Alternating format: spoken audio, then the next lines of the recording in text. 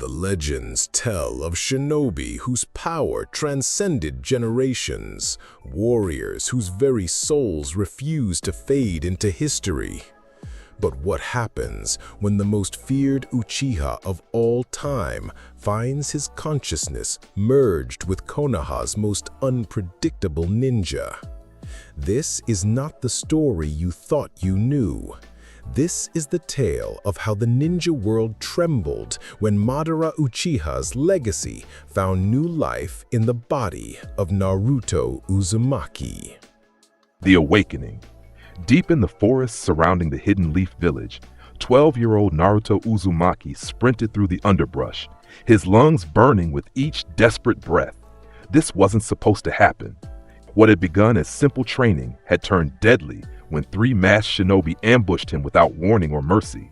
"You can't escape, Nine-Tails brat," one of the pursuers called out, voice muffled behind a porcelain mask painted with crimson streaks. "Your death will save countless lives." Blood trickled down Naruto's arm from a deep kunai wound as he ducked beneath low-hanging branches. These weren't ordinary bandits. Their coordinated attacks and chakra control marked them as high-level shinobi. But why target him? He was just an academy student, a nobody. The forest cleared ahead, revealing a sheer cliff face, a dead end. Naruto skidded to a stop, heart hammering against his ribs as he turned to face his pursuers. 3 figures emerged from the tree line, their hands already forming seals. Tiger, horse, rabbit, rat, katon, gokaku no jutsu. The center attacker's chest expanded as he exhaled a massive fireball that illuminated the clearing with deadly orange light. Time seemed to slow. Naruto's muscles locked in terror as death approached. But deep within his mind, something ancient and powerful stirred, a consciousness that had been slumbering, waiting for the moment when survival instinct would create a bridge between 2 souls. Pathetic. Is this how you die, without even fighting back? The voice resonated through Naruto's mind, deep, commanding, disappointed. Images flashed before his eyes. A battlefield strewn with bodies, a man with long black hair standing victorious, hands capable of summoning power that could level mountains. The fireball was inches from Naruto's face when something inside him changed. His hands moved of their own accord, forming seals he'd never learned with perfect precision. Doten, Earth Wall Jutsu. Naruto slammed his palm into the ground. A massive barrier of solid rock erupted from the earth, intercepting the fireball with a thunderous crack. The shield held, then crumbled away, revealing a transformed Naruto. His posture had changed. No longer the crouched stance of a frightened child, but the battle-ready position of a seasoned warrior. But what truly made the attackers hesitate were his eyes. Once bright blue, now crimson with a single tomoe spinning in each iris. "Sharingan?" the lead attacker gasped. "Impossible! The demon brat is an Uchiha?" What happened next would become whispered legend throughout the 5 great nations. Naruto moved with impossible speed, closing the distance to the first attacker before the man could complete his next hand sign. One moment, the masked ninja was preparing to attack. The next, Naruto's fist had shattered his mask and sent him crashing through a tree trunk. The second attacker flung a volley of shuriken, but Naruto's eyes tracked each spinning blade as if they moved through water rather than air. He caught one mid-flight and returned it with deadly accuracy, the metal star embedding itself in the attacker's shoulder. "Who trained this kid?" the wounded ninja gasped, clutching his bleeding shoulder. The third attacker, clearly the leader, formed a complex sequence of hand signs. "Whatever's happening, we finished the mission! Die, demon fox!" A wave of chakra-infused water surged toward Naruto like a tsunami. But the boy smiled, a smile that held none of his usual warmth, instead reflecting cold calculation that had no place on a child's face. Water against an Uchiha? Foolish. Naruto's hands blurred through signs. "Katon, Goka Mekyaku!" A wall of flame erupted from Naruto's mouth, so intense that it instantly vaporized the water attack and continued toward the shocked assassins. They barely escaped, clothes smoldering and skin blistered from proximity to heat that had scorched the very earth beneath their feet. "This isn't over," the leader snarled, supporting his wounded comrade as they retreated into the forest. Naruto stood alone in the devastated clearing, staring at his hands as if seeing them for the first time. The power coursing through his veins felt both foreign and intimately familiar.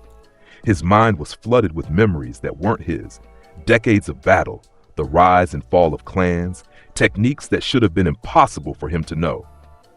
"What's happening to me?" he whispered. His reflection in a nearby puddle revealed the sharingan fading from his eyes, returning to their natural blue. But something had fundamentally changed.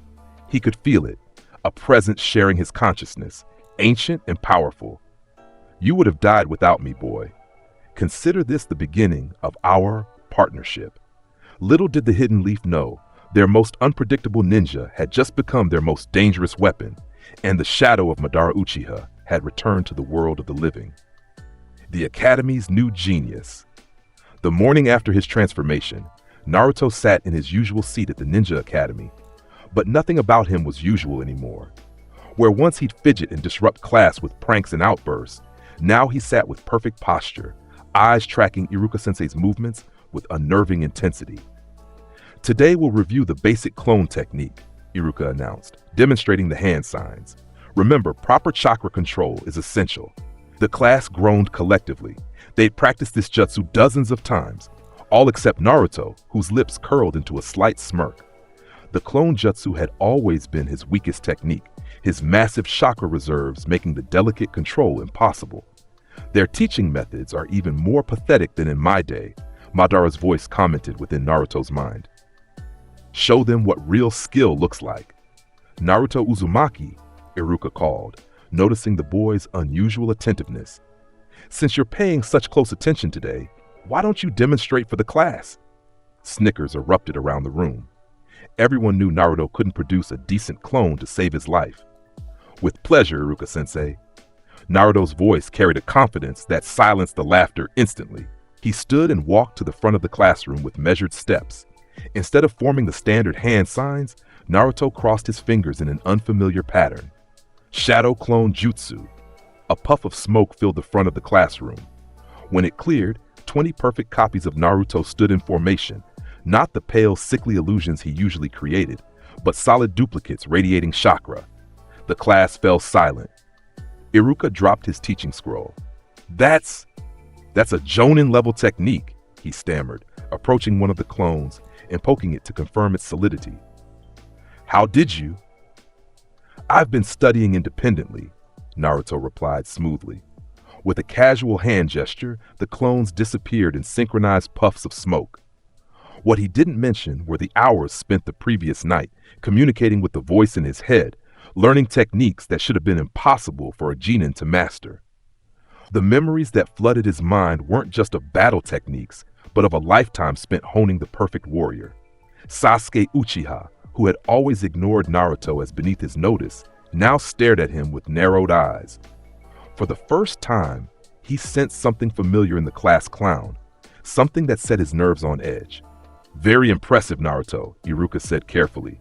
"Perhaps you could stay after class to show me what else you've studied independently." The rest of the day passed with Naruto demonstrating one flawless technique after another.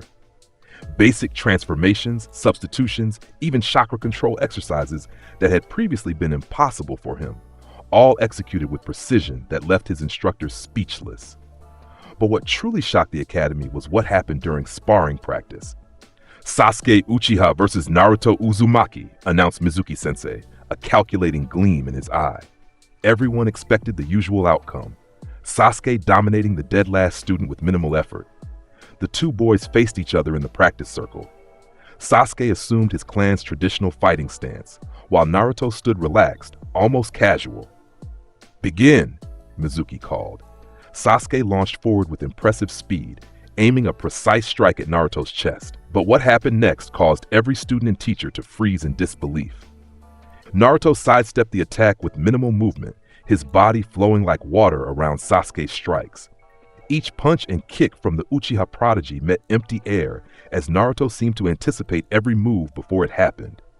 "Fight back, loser," Sasuke growled, frustration mounting as he increased his speed. "If you insist."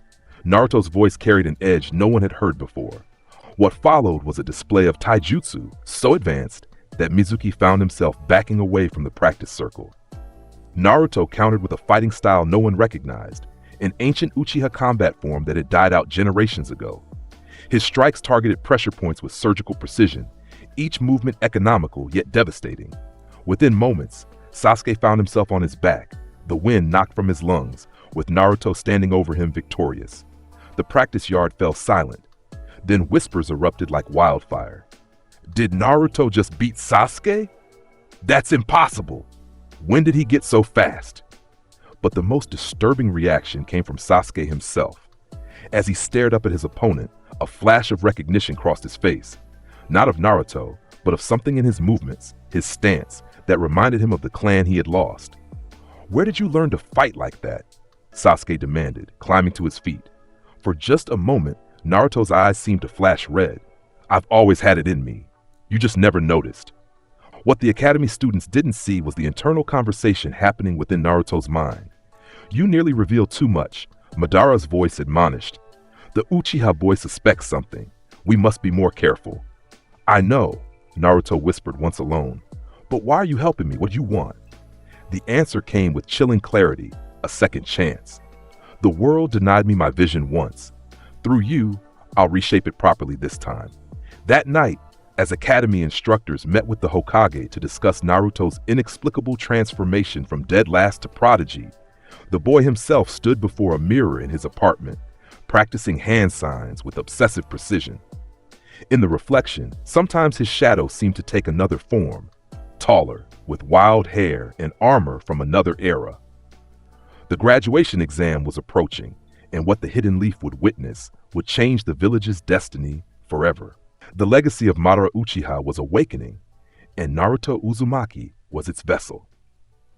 Graduation Day Revolution. The day of the graduation exam arrived with an atmosphere of tension surrounding the academy.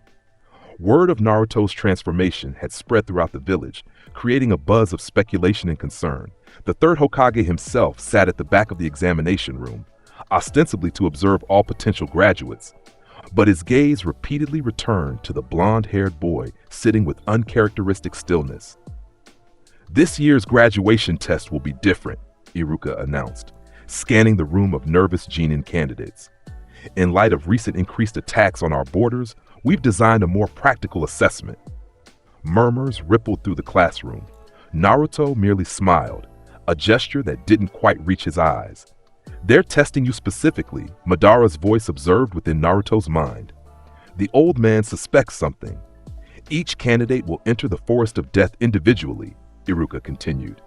Your objective is to retrieve a scroll from the center tower and return within 3 hours. Be warned, the forest contains traps, and Chunin examiners will be acting as enemy ninja to test your evasion and combat skills. Sasuke smirked, confident in his abilities. Others looked terrified at the prospect of entering the legendary training ground known for claiming lives even of experienced shinobi. First candidate, Naruto Uzumaki. Surprised whispers erupted. The dead last was never called first.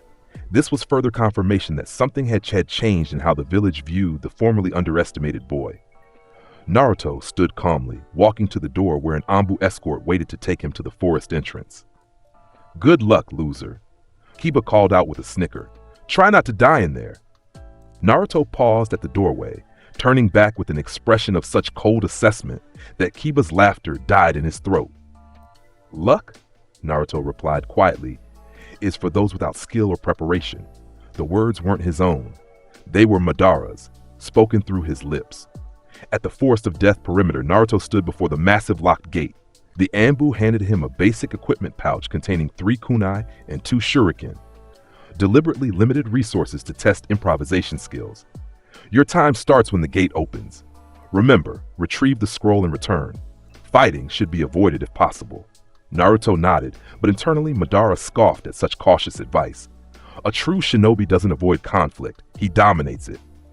The gate swung open, and Naruto disappeared into the dense foliage with speed that left the Anbu guard blinking in surprise. Once inside, Naruto moved like a shadow through the treetops. The forest was deliberately disorienting, with massive trees blocking sunlight and creating an eternal twilight beneath the canopy. But Naruto navigated with perfect confidence, guided by Madara's strategic instincts. 3 chakra signatures ahead, Madara's voice warned. Chunin level, lying in ambush. Rather than avoiding the trap, Naruto accelerated directly toward it. The 3 hidden examiners barely had time to register their surprise before Naruto was upon them. Ram, horse, snake, earth style, headhunter jutsu. Naruto's hands flashed through seals, and the ground beneath 2 of the Chunin liquefied. Before they could react, they were pulled underground up to their necks, effectively immobilized. The 3rd examiner, a kunoichi with a scar across her cheek, launched a counterattack. Water style, water bullet jutsu, compressed spheres of water shot toward Naruto with lethal velocity, but his eyes tracked each projectile with unnatural precision.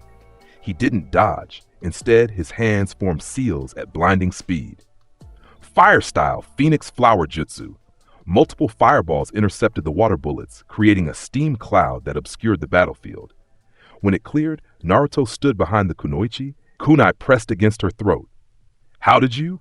she began, but fell silent as she felt the cold metal against her skin. "I win," Naruto stated simply, before releasing her and continuing toward the tower without a backward glance. The examiners exchanged troubled looks as they freed themselves from his jutsu. This wasn't the performance of a genin candidate. This was the calculated efficiency of a seasoned jonin. From his viewing orb in the Hokage tower, the 3rd Hokage's eyes narrowed as he watched Naruto dismantle trap after trap. "What happened to you, Naruto?" he whispered. At the center tower, a final challenge awaited. 5 Anbu Black Ops stood guard around the scroll, a test meant to force candidates to demonstrate stealth by finding a way past them. But what Naruto did next shocked everyone observing the examination. He walked directly into the open, approaching the Anbu without any attempt at concealment. The candidate is making a direct approach, one Anbu reported through his radio, proceeding with standard deterrent. 2 Anbu moved to intercept Naruto, drawing their tantos. What they didn't expect was for the boy to smile, a cold, calculating smile that sent chills down their spines. "I was hoping you'd do that," Naruto said, his voice deeper than usual. "Let me show you what a true shinobi looks like." His hands formed a seal none of the Anbu recognized, an ancient hand position lost to all but the oldest Uchiha scrolls. Chakra erupted around Naruto in visible waves, his blue eyes momentarily flashing crimson. Wood style, deep forest emergence. The impossible happened. From the stone floor of the tower, wooden roots erupted, writhing like living tentacles as they ensnared all 5 Anbu simultaneously. The elite ninja struggled against bindings that should have been impossible. Wood style was the exclusive domain of the 1st Hokage, a Kekkei Genkai thought extinct. In the Hokage's viewing room, cups crashed to the floor as observers jumped to their feet in shock. "Wood style?" the 3rd Hokage gasped. "That's not possible." Back in the tower, Naruto calmly walked past the immobilized Anbu, retrieved the scroll, and began his return journey. The wooden bindings dissolved into ordinary lumber once he was gone, leaving the elite ninja staring at each other in disbelief. Naruto returned to the entrance gate with over an hour to spare, the fastest completion time in Academy history. He handed the scroll to a stunned Iruka. "Mission accomplished," he stated simply. "What's next?" What came next was an emergency council meeting, as the implications of a Jinchuriki wielding both Uchiha combat techniques and the 1st Hokage's wood style sent shockwaves through Konoha's leadership. Meanwhile, the other students completed their exams, unaware that the shinobi world had just witnessed the return of powers thought lost to history. That night, as Naruto polished his newly earned headband, he conversed with the presence, sharing his mind. "They'll come for us now," he said quietly. "They'll want answers I can't give." "Let them come," Madara's voice replied with dark amusement. "It's time this village remembered what true power looks like." Outside Naruto's apartment, Anbu shadows watched with growing concern. The boy who was once dismissed as the dead last had become the most closely monitored genin in Konoha history. But what would happen when they discovered the full truth would shake the foundations of the ninja world itself. Team 7's shattered expectations. The classroom buzzed with excitement as newly graduated genin awaited team assignments. All eyes tracked Naruto as he entered, his movements fluid and controlled in a way that seemed impossible for the once clumsy troublemaker. He wore his headband proudly, but something in his eyes had changed. a shadow of ancient knowledge that made even the instructors uneasy. "I will now announce the three-man teams," Iruka began, his voice carrying an undercurrent of tension. The standard practice was to balance teams by placing the top student with the lowest performing one. But Naruto's unprecedented graduation performance had thrown the traditional formations into chaos. Teams were called one after another until Iruka reached Team 7. Sasuke Uchiha, Sakura Haruno. A squeal of delight from Sakura interrupted him, while Sasuke maintained his stoic demeanor. And Naruto Uzumaki. The room fell silent. Everyone had expected this combination before Naruto's transformation, but now it carried different implications. They hadn't paired the top student with the bottom one. They'd created a team of the two most potentially powerful genin in the village. "Your Jonin instructor will be Kakashi Hatake."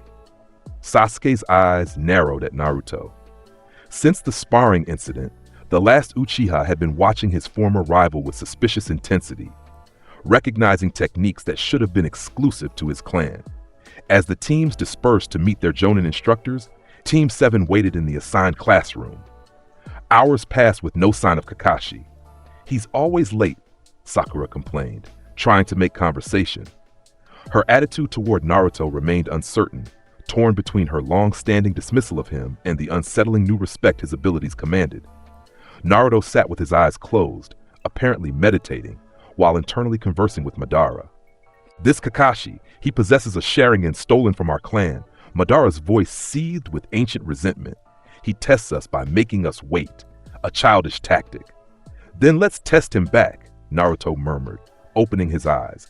Sasuke, sitting nearby, caught the whispered words. "Who are you talking to?" Naruto turned to him with a smile that didn't reach his eyes. "Just thinking aloud, but I'm tired of waiting." He stood and approached the door, forming a complex sequence of hand signs. Chakra flowed visibly around his fingers as he placed his palm against the wooden surface. Sensing barrier technique, a pulse of invisible energy expanded outward from his hand. Seconds later, Naruto smiled. "Found him. He's in the hallway, reading a book approximately 20 meters away." Sakura gaped. "That's a Jonin-level sensing technique. How did you?" Before she could finish, Naruto's hands formed another seal. Earth-style, tracking mudhound. The floor beneath them trembled as a small portion of concrete transformed into mud, then shaped itself into a canine form. The mud dog shot under the door gap and down the hallway. Moments later, they heard a surprised exclamation, followed by rapid footsteps. The classroom door slid open to reveal Kakashi Hatake. His visible eye widened in surprise, pants legs smeared with animated mud that had been trying to bite him. "My first impression," Kakashi said carefully, "dispersing the mud jutsu with a hand sign, is that you're not what I expected." His gaze lingered on Naruto, who met it with calm confidence that no fresh genin should possess. "Meet me on the roof in 5 minutes, Kakashi ordered, before disappearing in a swirl of leaves. On the rooftop, Kakashi studied his new team with calculated assessment. The reports about Naruto's sudden transformation weren't exaggerated. The boy moved with the measured grace of a veteran shinobi, his chakra control evidencing years of training he couldn't possibly have had. "Let's introduce ourselves," Kakashi suggested. "Names, likes, dislikes, hobbies, dreams for the future." After brief introductions from Kakashi and Sakura, Sasuke gave his customary response about having no dreams, but rather an ambition to restore his clan and kill a certain someone. When Naruto's turn came, the atmosphere shifted subtly. "My name is Naruto Uzumaki," he began, his voice carrying an authority that made even Kakashi straighten slightly. "I like perfecting jutsu and studying battle strategy. I dislike those who waste potential and abandon comrades." His eyes flashed momentarily toward Kakashi, as if referencing something the Jonin had done. "My hobby is training to master techniques thought impossible. My dream." He paused, his expression darkening with something ancient and terrible. "My dream is to reshape the shinobi world into what it should have been from the beginning." Silence followed his declaration. It wasn't the statement of a 12-year-old boy, but the manifesto of someone with decades of bitter experience. "Well," Kakashi broke the tension, "tomorrow we'll have our first mission. But first you'll need to pass my test. Meet at Training Ground 7 at 5 a.m. Oh, and don't eat breakfast. You'll throw up." With that warning, he vanished, leaving the three genin alone. Naruto, Sakura ventured, what did you mean about reshaping the shinobi world? Naruto stood, looking out over the village with eyes that seemed to see beyond its borders to a future only he could envision. The current system is flawed, built on centuries of hatred and mistrust. Villages pitted against each other, clans eliminated when they grow too powerful. His gaze shifted to Sasuke momentarily. There's a better way. I've seen it. How could you have seen anything? Sasuke challenged. You've never left the village. A smile played across Naruto's lips, one that carried the weight of memories belonging to someone else. Haven't I? The next morning at Training Ground 7, Kakashi arrived 3 hours late to find his 3 students waiting with varying degrees of patience. To his surprise, all 3 appeared alert and energized. You're late, Sakura accused. And you all disobeyed my instruction not to eat, Kakashi observed. A shinobi who begins battle at less than full strength has already accepted defeat, Naruto stated, quoting one of Madara's maxims. No competent commander would send hungry soldiers to fight. Kakashi's visible eye narrowed. Those words, they echoed teachings from a different era of shinobi warfare. Your test is simple, he explained, producing 2 small bells. Get these bells from me before noon. Whoever doesn't get a bell fails and returns to the academy. But there are only 2 bells, Sakura pointed out. Precisely. At least one of you will fail. Begin. Sasuke and Sakura immediately vanished into the surrounding foliage, textbook shinobi concealment. But Naruto remained standing in the open, evaluating Kakashi with calculating eyes. You should hide, Naruto, Kakashi advised, reaching for his infamous orange book.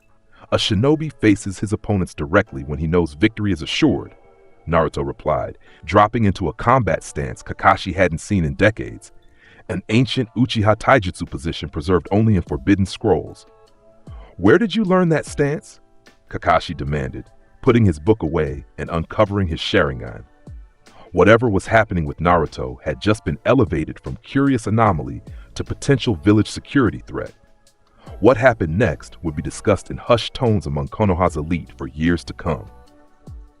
Naruto attacked with a combination of speed and precision that should have been impossible for a genin.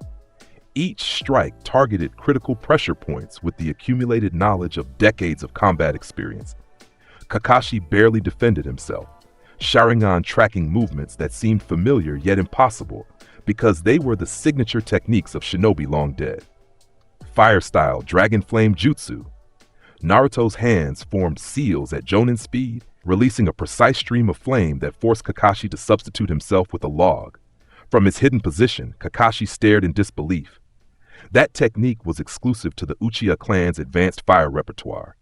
Sasuke, Sakura, Naruto called out without taking his eyes from Kakashi's position.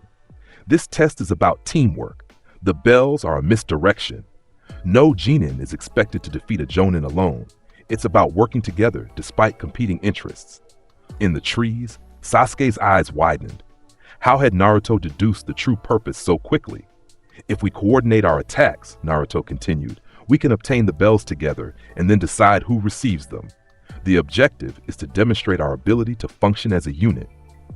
Kakashi emerged from his hiding place, impressed despite his growing concern. Very perceptive, Naruto. But knowing the test's purpose doesn't mean you can. He didn't finish his sentence as the ground beneath him liquefied. Naruto had secretly sent a earth-style jutsu tunneling beneath him while they talked. Now! Naruto shouted. Sasuke emerged from the trees, hands flashing through seals. Fire style! Phoenix Flower Jutsu! Multiple fireballs forced Kakashi to jump back, directly into Sakura's cleverly placed genjutsu. For a crucial second, the Jonin's perception shifted, creating an opening that Naruto exploited with frightening efficiency. His hands formed a seal Kakashi recognized with horror. The seal for wood style. Wood style, binding roots. Wooden tendrils erupted from the earth, wrapping around Kakashi's limbs. The Jonin's visible eye widened in genuine shock. Only one shinobi in history had possessed this Kekkei naturally, the first Hokage himself. Before Kakashi could recover, Sasuke darted in, snatching both bells while the Jonin was immobilized. We win, Naruto stated calmly, releasing the wood jutsu. Sasuke handed one bell to Sakura and approached Naruto with the second. This is yours. It was your strategy. Naruto waved it away. Keep it. I've already proven what I needed to. Kakashi stood shakily, mind racing with the implications of what he'd witnessed. You all pass, he announced automatically, though his thoughts were elsewhere. He needed to report to the Hokage immediately. Something impossible was happening with Naruto Uzumaki. As Team 7 celebrated their success, Naruto felt Madara's satisfaction coursing through him. They fear what they don't understand, the ancient Uchiha's voice observed. Soon, they'll fear us for exactly the right reasons. The legacy of Madara Uchiha had announced itself to Konoha, and this was only the beginning. Missions beyond comprehension. The morning sun cast long shadows across the Hokage Tower as Team 7 assembled for their first real mission. 2 weeks had passed since the bell test, during which they'd completed mundane D-rank assignments, capturing lost pets, weeding gardens, and other chores disguised as shinobi training. Throughout these tasks, Kakashi had watched Naruto with growing concern, documenting every inexplicable technique and strategy the boy employed. I refuse to waste more time on these children's errands, Naruto stated firmly as they stood before the mission assignment desk. His tone carried an authority that made even the Chunin assistants glance up in surprise. We're ready for a real mission.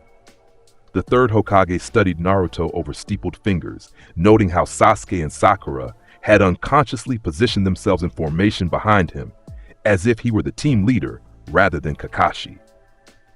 Actually, the Hokage said carefully, I've been considering assigning Team 7 a C-rank mission, a protection detail for a bridge builder returning to the Land of Waves. Kakashi's visible eye narrowed. This wasn't standard protocol for new Genin teams. Lord Hokage, is there a particular reason for this acceleration? The unspoken question hung in the air. Was this an opportunity to assess Naruto's abilities outside the village? I believe Team 7 has demonstrated exceptional capabilities, the Hokage replied diplomatically. Tazuna, please enter. The doors opened to reveal an elderly man clutching a bottle of sake, his weathered face speaking of a hard life. These are the ninja protecting me? They look like a bunch of wet-behind-the-ears kids, especially the short one with the weird eyes. Naruto's gaze locked onto Tazuna with such intensity that the bridge builder took an involuntary step backward. Your bridge represents economic independence from shipping magnates who are likely exploiting your country's island status, Naruto stated flatly. This makes you a political target, not just a construction worker. You've underpaid for this mission because your country is impoverished, which means you're hiding the true danger level. The room fell silent. Tazuna's face drained of color. How could you possibly know that? He stammered. Naruto smiled, a cold, calculating expression. Your calloused hands show you work in construction, but the pattern of wear suggests specialized bridge architecture. Your clothes are well maintained, but decades old, indicating personal poverty despite professional success. Your nervous glances toward the windows reveal fear of observation, not simple travel anxiety.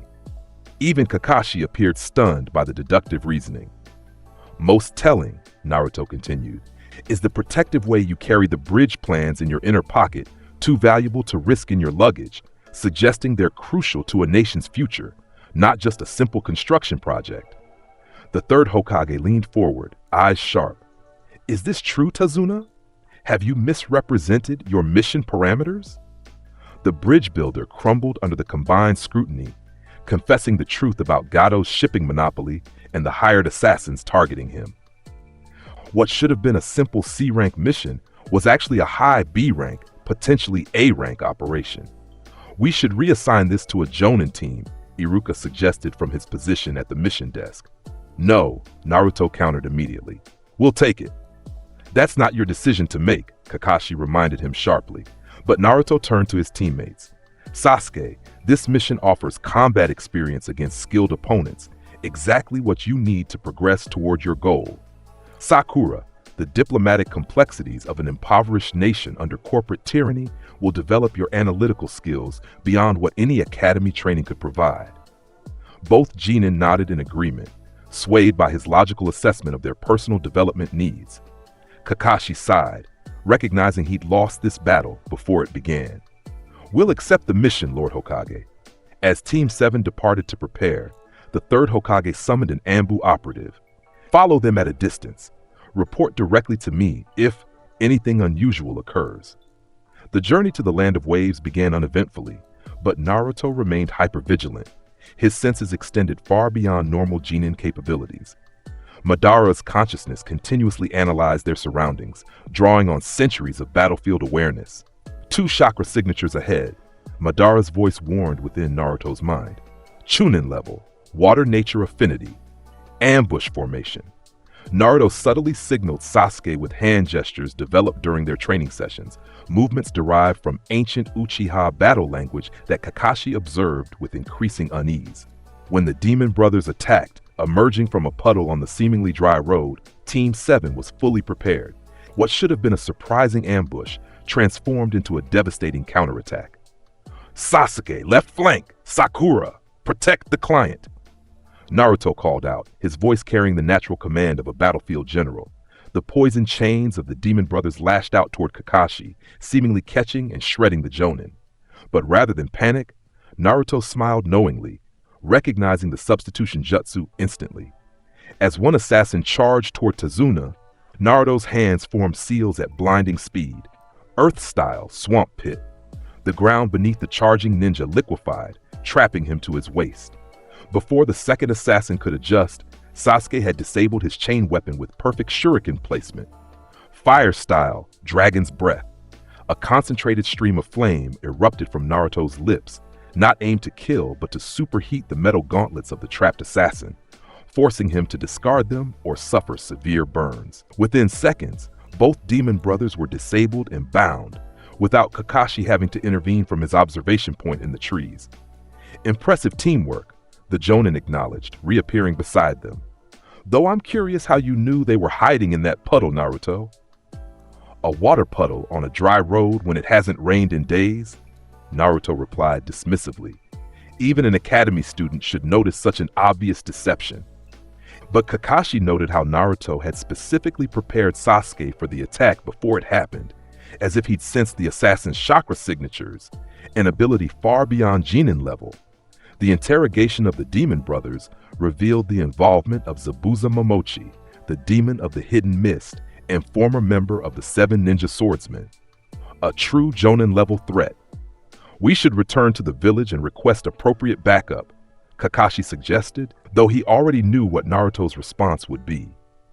Unnecessary, Naruto stated with absolute confidence. Zabuza is formidable, but limited by his reliance on silent killing techniques and water manipulation. His tactical approach is predictable to anyone familiar with hidden mist assassination protocols. Kakashi stared at his student. How could a genin who had never left the village possess intimate knowledge of another nation's secret assassination techniques? The confrontation with Zabuza came sooner than expected. As they traveled through a thick mist near the coastal region, Naruto suddenly grabbed Tazuna and pulled him down. Everyone down! Now! A massive sword whistled through the air where their heads had been moments before, embedding itself in a tree trunk. Atop it stood Zabuza Momochi, his body wrapped in bandages, killing intent radiating from him in palpable waves. Kakashi of the Sharingan, the missing nin growled. Hand over the bridge builder, and I might let your little genin live. Kakashi uncovered his Sharingan eye, preparing for a difficult battle. Protect Tazuna, he ordered his team. This opponent is on a different level.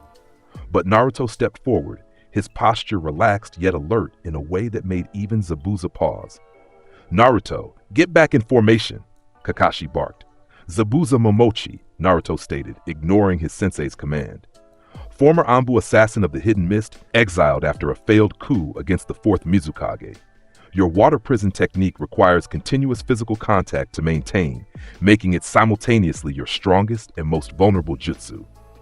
Zabuza's eyes widened slightly. How does a brat like you know my techniques? What happened next would become legendary in the Land of Waves. Naruto's chakra surged visibly around him, taking on a distinctive blue hue that experienced shinobi would recognize as extraordinarily dense and controlled. Hidden mist jutsu, Naruto whispered, forming seals identical to Zabuza's signature technique. Thick fog rolled in, obscuring everything, a perfect replication of Zabuza's own technique, performed by a genin who should have had no knowledge of it. Impossible, Zabuza snarled, gripping his sword. That's a hidden mist secret technique. Through the impenetrable fog, Naruto's voice echoed from all directions. 8 points: larynx, spine, lungs, liver, jugular, subclavian artery, kidneys, heart. Which vital organ do you want struck first? Zabuza froze, hearing his own signature intimidation tactic quoted back perfectly. The mist suddenly cleared in a circular area, revealing Naruto standing directly behind Zabuza, a kunai pressed against the assassin's kidney. The genin's eyes had transformed. No longer blue but crimson, with a single tomoe spinning in each iris. Sharingan? Zabuza gasped, momentarily forgetting about Kakashi as he twisted to face this impossible opponent. Kakashi stood paralyzed with shock. First wood style, now the Sharingan? What was happening to Naruto? The battle that followed would rewrite the Land of Waves' understanding of shinobi power. Naruto moved with the precision of a veteran assassin, anticipating Zabuza's every technique seconds before he performed it. Water style, water dragon jutsu. Zabuza formed 44 hand seals in rapid succession, summoning a massive water dragon from the nearby lake. Naruto's hands moved in perfect mirror formation, completing the same complex sequence simultaneously. Water style, water dragon jutsu. 2 identical water dragons collided in midair, canceling each other out in a downpour that soaked the battlefield. Who are you? Zabuza demanded, genuine fear entering his voice for the first time. Naruto smiled, a cold, confident expression that seemed to belong to someone far older. I am the one who will reshape this broken shinobi world, starting with you. His hands formed a seal that made Kakashi cry out in warning, a forbidden technique that no genin should know. Water style, water prison shark dance jutsu. The lake water rose around Zabuza, forming not the standard spherical prison, but a massive shark-shaped construct that engulfed the missing 9 completely. Inside the water prison, razor-sharp currents sliced at Zabuza from all directions, shredding his defenses. When the jutsu finally dissipated, Zabuza collapsed to his knees, body lacerated with countless cuts, none fatal, but all precisely placed to disable without killing. Before anyone could react, Senbon needles struck Zabuza's neck, apparently killing him instantly. A masked hunter-nin appeared, claiming the body. Thank you for your assistance, the masked figure said. I've been tracking Zabuza for weeks. As the hunter-nin disappeared with Zabuza's body, Kakashi turned to Naruto with a mixture of awe and dread. How did you know those techniques? The Sharingan? Water Dragon? Those are Jonin-level abilities from different villages. Naruto's eyes had returned to their normal blue, but something ancient and knowing remained in his gaze. I told you, Kakashi-sensei, I've been studying independently. That night, as they rested at Tazuna's house, Kakashi sent an urgent message to the Hokage. Something impossible was happening with Naruto Uzumaki, something that went beyond prodigious talent or even the Nine Tails' influence. Meanwhile, Naruto stood alone on the dock outside, staring across the water toward the unfinished bridge. They suspect now, Madara's voice observed within him. Soon, we'll need to reveal more of our true power. I know, Naruto whispered, but first, we finish this mission. Zabuza is still alive, and his apprentice is formidable. The false hunter Nin? A wielder of ice-release Kekkei Genkai, if I observed correctly? Rare, but not invincible. As moonlight reflected off the water, Naruto's shadow seemed to shift and elongate, taking the form of a taller figure with wild hair and ancient armor. The silhouette of a legend thought long dead, now reborn in the most unexpected vessel. The Land of Waves would soon witness the full awakening of Madara Uchiha's legacy, and the ninja world would never be the same.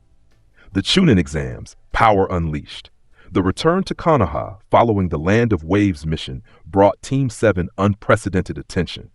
Rumors spread quickly of Naruto's impossible techniques and the ease with which he had confronted Zabuza in their final battle on the bridge.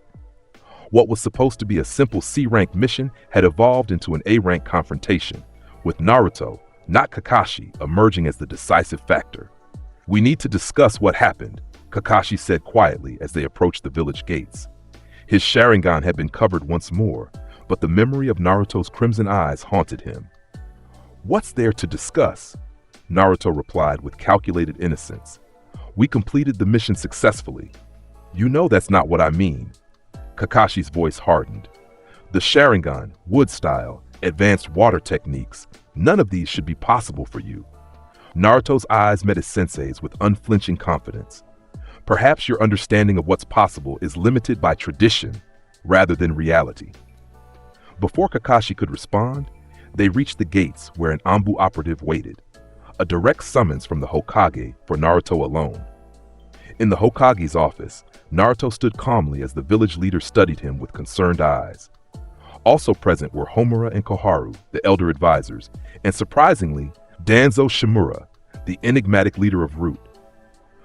Naruto, the third Hokage, began carefully. The reports from your mission to the Land of Waves describe abilities that should be impossible. I need you to explain. Naruto smiled, the practiced, innocent smile he had perfected over years of deflecting attention. I've always been a fast learner when properly motivated, Lord Hokage. Fast learning doesn't explain the sharingan, Danzo interjected. His visible eye narrowed with suspicion and poorly disguised interest. That is a Kekkei Genkai exclusive to the Uchiha bloodline. He covets the sharingan, Madara's voice warned within Naruto. This one has stolen our clan's eyes before. Perhaps the Nine-Tails chakra has manifested in unexpected ways, Naruto suggested smoothly. After all, no one fully understands the relationship between a tailed beast and its Jinchuriki. The third Hokage frowned, unconvinced but unable to disprove the theory. And the wood style? That was the exclusive domain of the first Hokage. Naruto shrugged with calculated nonchalance. The first was known to have battled the Nine-Tails. Perhaps some essence of his power transferred when the fox was sealed inside me. Half-truths and plausible deceptions. Madara's centuries of political maneuvering guided every word from Naruto's lips. The explanation couldn't be verified, but couldn't be dismissed either. After an hour of questioning that revealed nothing concrete, the Hokage dismissed Naruto with a warning. You'll be watched closely, Naruto. Not as punishment, but for your own protection. Abilities like yours will attract dangerous attention. As Naruto left the tower, he sensed the Anbu shadows assigned to monitor him. Two operatives, positioned on adjacent rooftops, their chakra signatures poorly concealed from his enhanced senses. They fear what they cannot control, Madara observed. Let them watch, Naruto whispered. It changes nothing. The following weeks brought a new development, the announcement of the Chunin exams. Team 7 gathered at their usual meeting spot as Kakashi informed them of their nomination. The exams this year will be especially challenging, he warned, his gaze lingering on Naruto. Teams from all 5 great nations will be participating. Perfect, Sasuke replied, ambition burning in his eyes. After witnessing Naruto's growth, his own determination had intensified, driving him to train until exhaustion daily. Sakura had changed too. The wave mission had shattered her naive perspective on the shinobi world.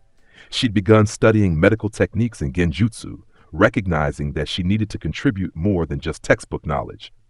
1 week to prepare, Kakashi concluded. Use it wisely. That night, Naruto stood in a secluded training ground far from prying eyes. The time had come to access more of Madara's power. The Chunin exams would provide the perfect opportunity to demonstrate his true capabilities under the guise of competitive pressure. We need to accelerate our timeline, he murmured to the presence sharing his consciousness. The exams will bring foreign shinobi who might recognize your techniques. Then we show them something new, Madara's voice suggested. Something even I rarely revealed in battle. Naruto's hands formed seals in a complex pattern that no living ninja had witnessed in decades. Chakra swirled around him, dense and oppressive, as wood erupted from the ground, not in the form of roots or barriers, but as a perfect humanoid clone. Wood style, wood clone jutsu, Naruto whispered as the wooden duplicate stepped forward, indistinguishable from the original except to the most sensitive chakra sensors. Unlike shadow clones, wood clones possessed nearly equal strength to the original and couldn't be dispelled by a single strike. It was a technique that combined the first Hokage's wood style with the strategic advantages of clone jutsu, a perfect synthesis that reflected the unique merging of Naruto's and Madara's capabilities. Now, Naruto instructed his clone, attack me with everything. I need to perfect the defensive applications. What followed was a training session of such intensity that the earth itself trembled. Techniques that would have killed most jonin were exchanged between original and clone. Each attack perfectly countered, each strategy instantly adapted. Unknown to Naruto, a single observer watched from the shadows, Jiraiya of the Sannin, summoned secretly by the third Hokage to investigate the anomalies surrounding his godson. Impossible, the Toad Sage whispered as he witnessed Naruto perform a perfect Susanoo ribcage, a defensive Uchiha technique requiring mastery of the Mangekyo Sharingan. What's happened to you, Naruto? The day of the Chunin exams arrived with tension hanging over Konoha like a storm cloud.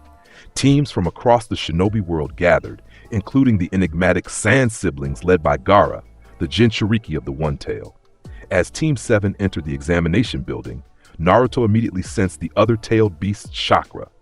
His steps faltered momentarily as Madara's consciousness analyzed the sensation. The One Tail is unstable, poorly sealed, Madara observed. Its host teeters on the edge of sanity. A potential complication or opportunity. The first phase of the exam, a written test designed to evaluate information gathering skills, proved trivial for Naruto. Rather than cheating like most candidates, he simply answered each question directly, his mind accessing Madara's centuries of accumulated knowledge. Ibiki Morino, the examiner, watched with narrowed eyes as Naruto completed the test in record time, then sat back with a confident smile. When the final question came, a psychological test of resolve, Naruto merely laughed softly. A true shinobi never abandons his mission or his comrades, he stated loudly enough for the entire room to hear. Your attempt at intimidation is transparent, examiner. Ibiki's scarred face revealed nothing, but inwardly he marked Naruto for special observation. No genin had ever read through his psychological tactics so easily. The second phase brought Team 7 to the Forest of Death under the supervision of Anko Mitarashi. The objective: obtain both an Earth and Heaven scroll by any means necessary, and reach the Central Tower within 5 days. People will die in there, Anko warned with sadistic glee. Try not to be among them. As the teams prepared to enter from different gates, Naruto sensed a presence that made even Madara's consciousness recoil with recognition. Orochimaru, the ancient Uchiha, identified. His chakra signature is disguised but unmistakable. He's targeting the Uchiha boy. Change of plans, Naruto murmured to his teammates as they positioned themselves at their assigned gate. We'll be facing an S-rank threat in the forest, a Sannin in disguise. Sasuke and Sakura stared at him in disbelief. How could you possibly know that? Sakura demanded. Because I can sense his chakra, Naruto replied simply. Orochimaru wants the Sharingan, which means he wants Sasuke. We'll need to work together perfectly to survive. Before they could question him further, the gates opened and the second phase began. Team 7 moved with practiced coordination, Naruto taking point with his enhanced senses extended to maximum range. They acquired an Earth Scroll within hours, ambushing a team from the hidden rain with precision that left their opponents unconscious before they could even register the attack. But rather than proceeding directly to the tower, Naruto led his team deeper into the forest. We're being hunted, he explained, eyes scanning the canopy. Better to confront Orochimaru on our terms than be ambushed. As if summoned by his words, a massive gust of wind tore through the forest, separating the team. When it subsided, a lone figure stood before them, a grass ninja with an unnatural smile that stretched too wide across an artificial face. Impressive awareness, the disguised Orochimaru hissed, his gaze fixed on Sasuke. But it won't save you. What happened next would reshape the Chunin exams forever. Instead of retreating or freezing in terror as expected of Genin confronting a Sannin, Naruto stepped forward, his chakra surging visibly around him. Orochimaru of the Sannin, he announced, dropping all pretense. Your experiments with forbidden jutsu have made you overconfident. Today, that ends. Orochimaru's eyes widened slightly, first in surprise at being identified, then in genuine shock as Naruto's chakra manifested in a way he hadn't witnessed since the Warring States period. Wood style, deep forest emergence. The forest floor erupted as massive wooden branches shot toward Orochimaru from all directions. The Sannin dodged with inhuman flexibility, his disguise melting away to reveal his true face. Fascinating, Orochimaru said, licking his lips with an elongated tongue. The Nine-Tails Jinchuriki possesses wood style? Perhaps I've been targeting the wrong Konoha Genin. Sasuke and Sakura stood frozen, overwhelmed by the killing intent radiating from both combatants. This wasn't a Chunin exam battle. It was a clash between powers that could reshape nations. Naruto's eyes transformed, sharingan spinning into existence with two tomoe in each iris, more developed than during the wave mission. Sasuke, Sakura, fall back to position 3. This isn't a battle for Genin. But neither are you just a genin, are you? Orochimaru observed, genuine curiosity overriding his initial objective. What are you, Naruto Uzumaki? Naruto's hands formed a seal that made even the Sannin pause, the crossed finger position of the Shadow Clone Jutsu, but infused with chakra density that turned the air itself heavy. Multi-wood style, Forest Legion Jutsu. The ground trembled as not one but 20 wood clones erupted from the earth, each possessing chakra reserves that would rival a Jonin.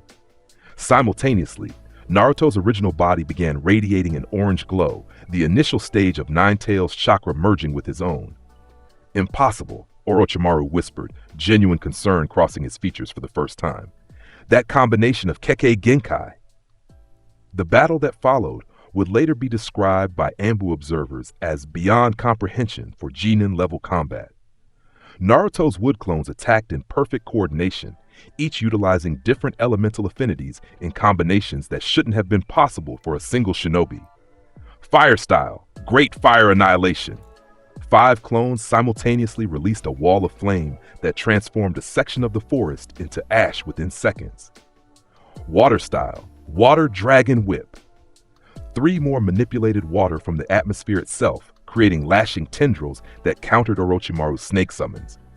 Most shocking was Naruto himself, who manifested a partial Susanoo, skeletal ribs and an arm of spectral blue energy that surrounded him like divine armor. Orochimaru, despite his tremendous power, found himself genuinely pressed. What should have been a simple operation to mark Sasuke with a cursed seal had evolved into a high-level confrontation with an opponent wielding abilities that shouldn't exist in combination. Enough games, the Sannin snarled, his neck elongating unnaturally as he launched himself towards Sasuke, determined to complete his original objective despite the unexpected resistance. What he didn't anticipate was Naruto's speed. The Jinchuriki appeared between them instantaneously, as if he'd utilized the Flying Thunder God technique, his Susanoo hand catching Orochimaru's extended neck in a crushing grip. I warned you, Naruto stated coldly, his voice deeper, resonating with power that seemed to come from another era. Your arrogance ends today. The spectral blue hand squeezed, and for the first time in decades, Orochimaru felt genuine fear as his substitution jutsu failed to activate, the Susanoo's chakra nullifying his escape technique. With a final surge of desperate strength, Orochimaru severed his own neck, sacrificing his current form to escape certain death. His head and remaining body dissolved into white snakes that slithered away into the underbrush. This isn't over, his voice echoed through the forest. We will meet again, Naruto Uzumaki. Your power, I must understand it. As the threat receded, Naruto's Susanoo dissipated, and he turned to his stunned teammates. Sasuke stared with a mixture of awe and jealousy, while Sakura couldn't even form words. We need to reach the tower quickly, Naruto stated, his voice returning to normal as his eyes faded back to blue. That confrontation will attract attention from the exam proctors. What are you? Sasuke finally demanded, sharingan activated as if trying to see through some genjutsu disguise. No genin can do what you just did. No one can combine Uchiha and Senju techniques like that. Naruto met his gaze steadily. I am the future of the shinobi world, Sasuke. And if you continue on your current path of revenge, you'll never be strong enough to be part of it. The remainder of the Chunin exams would be forever altered by what transpired in that forest. When Team 7 reached the central tower in record time, Anbu operatives were waiting, along with the Hokage himself. As Sasuke and Sakura were led away for debriefing, the third Hokage faced Naruto alone, his aged face grave with concern. The seals placed to monitor the forest recorded your battle, he stated without preamble. Techniques that haven't been seen since the founding of the village. Abilities that should be genetically impossible to combine. He paused, shoulders heavy with the weight of suspicion. Who are you really, Naruto Uzumaki? Naruto smiled, a smile that carried centuries of ambition and vision. I am exactly who I need to be for the world that's coming, Lord Hokage. The question isn't who I am, but whether Konoha will stand with me or against me when the true war begins. As the preliminary matches of the Chunin exams commenced in the tower's arena, whispers spread among the Jonin observers. Something unprecedented was unfolding. A power had awakened that threatened to overturn the very foundations of the shinobi world order. And standing at the center of the storm was a boy with bright blue eyes that occasionally flashed crimson, a vessel containing the legacy of the most formidable Uchiha who had ever lived. Invasion, the genius of madness. The preliminary matches of the Chunin exams proceeded with an atmosphere of tension unlike any previous tournament. Ambu operatives lined the observation balconies, their masked faces oriented toward a single participant, Naruto Uzumaki. After his confrontation with Orochimaru, the Hokage had implemented maximum security protocols while allowing the exams to continue, a decision that puzzled many of his advisors. The first preliminary match, Hayate Gecko announced between coughs, Naruto Uzumaki versus Kiba Inuzuka. As Naruto descended to the arena floor, whispers followed him. Stories of his forest battle had leaked despite containment efforts, creating an almost mythical aura around the formerly dismissed prankster. Kiba approached with Akamaru at his side, cocky and unaware of the true threat he faced. "Looks like I got lucky. This will be over quickly." Naruto stood with perfect stillness, his posture reflecting military discipline from an era long past. "Hayate-san," he called to the proctor, "I request parameters for non-lethal combat. I would prefer not to permanently harm a fellow leaf shinobi." The casual statement sent chills through the observation deck. It wasn't bravado, it was a clinical assessment delivered with absolute certainty. "Standard preliminary rules apply," Hayate replied carefully. "Fight until incapacitation or surrender." "Very well." Naruto bowed slightly, a gesture so formal it seemed from another time. "Begin!" Hayate jumped back as Kiba immediately launched forward with enhanced speed. "Let's show him who's boss, Akamaru! Fang over fang!" The swirling dual attacks spiraled toward Naruto with devastating force, enough to shatter bone and tear muscle. But Naruto didn't move, didn't flinch. At the last possible moment, his hand shot out with precision that defied human reaction time. He caught Kiba mid-rotation by the wrist, completely halting the technique through raw physical strength and perfect timing. The entire arena fell silent. "Impossible," Kurenai whispered from the balcony. "No one can stop Fang over Fang barehanded."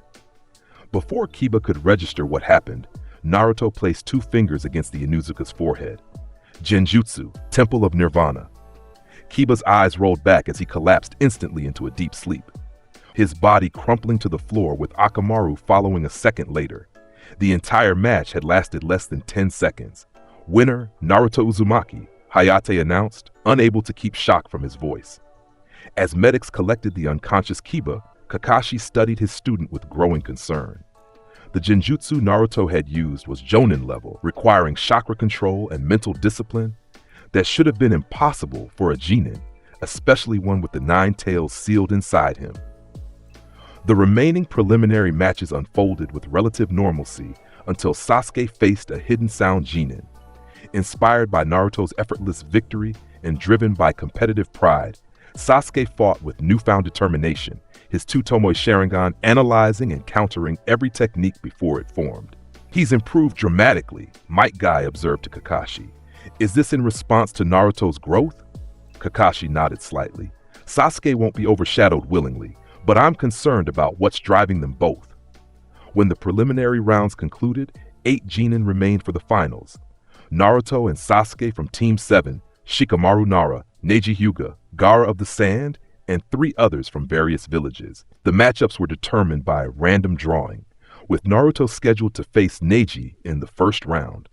A battle between the branch family Hyuga prodigy and Konoha's most unpredictable ninja. 1 month of preparation time was granted before the finals. As the competitors dispersed, the 3rd Hokage summoned Jiraiya to his office. "You've been watching him," the Hokage stated, as the Toad Sage entered through the window rather than the door. "What have you concluded?" Jiraiya's usually jovial expression was serious. "It's not the 9 tails influencing him. This is something else entirely, something I've never encountered before. His chakra signature has doubled somehow, as if 2 souls occupy the same body." The Hokage's pipe remained unlit in his hand. "Is that even possible?" In theory, certain forbidden techniques might allow consciousness transfer, but they require tremendous sacrifice. Jiraiya paused. There's something else. I've been reviewing historical records, and the techniques Naruto displayed in the forest, they're identical to those used by Madara Uchiha during the village's founding era. The pipe fell from the Hokage's fingers. Madara, that's impossible. He died decades ago. Did he? Jiraiya questioned. His body was never recovered after the Valley of the End. The implications hung heavy in the air, too terrible to voice aloud. If somehow Madara Uchiha's consciousness had entered Naruto, combined with the Nine-Tails' power and the boy's natural Uzumaki vitality, we need to continue the exams, the Hokage decided finally, but with maximum security. If this is truly Madara's influence somehow, confronting him directly might trigger something worse. Meanwhile, Naruto had retreated to a secluded training ground at the village's edge, beyond the watchful eyes of his Anbu shadows. There, he communed deeply with the presence that shared his mind. They suspect, he said aloud, Jiraiya has been tracking my chakra signature. It's earlier than we planned, Madara's voice acknowledged, but not unexpected.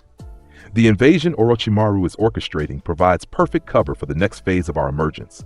You can sense it too? The Sand Sound Alliance? Of course. The tension in foreign chakra signatures, the strategic positioning of disguised Jonin throughout the village, preparations for a large-scale attack. Orochimaru always lacked subtlety. Naruto nodded, hands forming seals that created a sensory barrier around them, preventing chakra leakage that might alert observers. Then we use their invasion as our opportunity. When Konoha is threatened, I'll demonstrate power that makes me indispensable, too valuable to seal away or restrain. Precisely. They fear what I represent, but they'll come to depend on what we can provide. Security through overwhelming strength. The month of preparation passed quickly. Throughout the village, security tightened as Anbu detected signs of infiltration. The Sand siblings, particularly Gaara, were placed under discreet surveillance, but the Hokage allowed the exams to proceed, a calculated risk to draw out Orochimaru's full plan. The day of the finals arrived with the stadium packed to capacity. Feudal lords, village leaders, and civilians gathered to witness the spectacle that would determine the next generation of Chunin. In a private box, the third Hokage sat beside the Kazekage, Orochimaru in disguise, though the Leaf Leader was well aware of the deception. Let the final round of the Chunin exams begin, the new proctor announced. First match, Neji Hyuga versus Naruto Uzumaki. The two genin faced each other in the arena below. Neji stood with the practiced arrogance of a prodigy, while Naruto maintained the centered calm of a warrior who had seen centuries of battle. Fate has determined your defeat, Neji began, activating his Byakugan. No matter what unusual techniques you've displayed, you cannot overcome the power of these eyes. Naruto smiled, not his own smile, but the confident smirk of Madara Uchiha facing an opponent he'd already analyzed and dismissed. Eyes? You believe those pale imitations grant you insight into fate? He shook his head almost pityingly. Let me show you what true visual prowess means. The match began with Neji charging forward, palms glowing with chakra for his gentle fist technique. But before he could strike, Naruto's eyes transformed. Not into the standard sharingan, but directly into the Mangekyo pattern. A pinwheel design that caused gasps from the few Uchiha scholars present. Mangekyo Sharingan! Someone shouted from the stands. That's impossible! Neji faltered mid-stride, his Byakugan registering the massive surge of chakra emanating from Naruto's eyes. This hesitation proved fatal to his tournament aspirations. Tsukuyomi? Naruto whispered. To the audience, it appeared that both combatants simply froze for approximately 3 seconds. Then Neji collapsed to his knees, eyes wide with shock, body trembling uncontrollably. What did you show me?